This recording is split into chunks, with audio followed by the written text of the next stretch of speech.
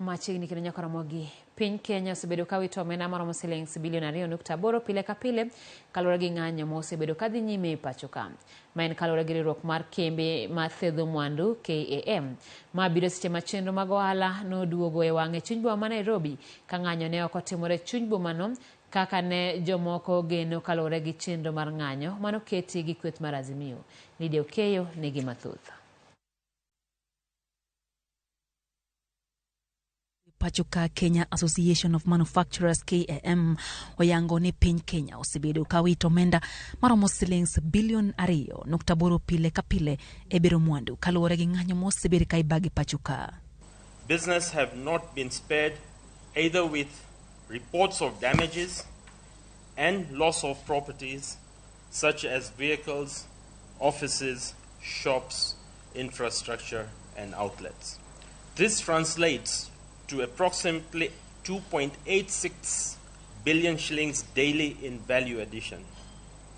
Therefore, the country stands to lose up to 2.86 billion shillings daily if the protests continue to disrupt businesses as we have witnessed in the last 2 weeks. Jakom KAM Rajan Shah kwayo riwruok mar Azimio la Umoja One Kenya Alliance mondo mi otigi yore mamoko chwalo ng'ur magi ne piny owacho machalo kaka doho nikech ng'anyo to medo mana ketho chumi matur kama sani ni e wichonge. We urge the government and Azimio la Umoja to lead from the front and strive to resolve this stalemate using peaceful means such as dialogue and any other means provided for by the Constitution.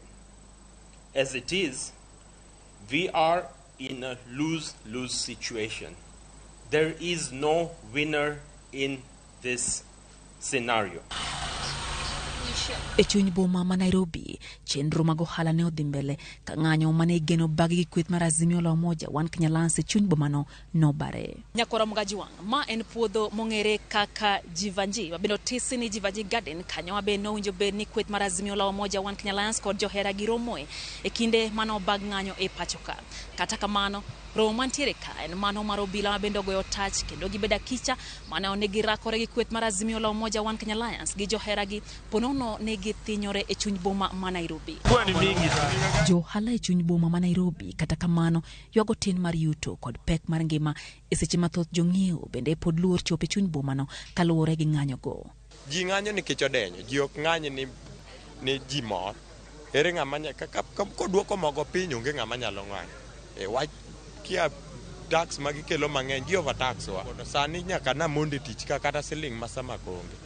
Ticha iketo ji gi koko gi ma ti gi wuondo ji. Ohala osebedo matek nikech jogi ok bi nikech ka giwinjo ka ng'anyo nitie to onge kamoro ma ginyalo bire nikech giluor. Gombo mar gien mondo jatend piny Kenya William Ruto kod ogai mar Azimio la Umoja One Kenya Alliance Raila Odinga obed kod winjruok mondo miko obedie kendo ganda obed thuolo mar tawo chenro gi mapile. Tusipokuja kazini hatuna pesa.